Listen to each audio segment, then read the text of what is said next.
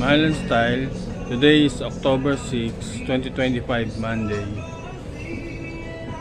Sa edad kong 48, ang nangyari sa akin, napapaniwala ako sa pag-ibig, sa relasyon ng lalaki at babae, na hindi ganun kadali na matagpuan.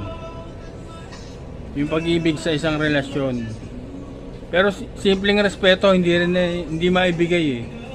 Hindi rin matagpuan. Hindi rin mag-exist, hindi mangyayari sa isang relasyon. Nalaman ko to dun sa internet, tsaka dun sa nabasa ko dati. Yung Amerikano ang nagtuturo. Kaya masakit man sabihin, wala naman masama. Napapaniwala ako dyan sa pag-ibig na yan, sa relasyon, boyfriend, girlfriend, mag-asawa. Napakalaking kasinungalingan.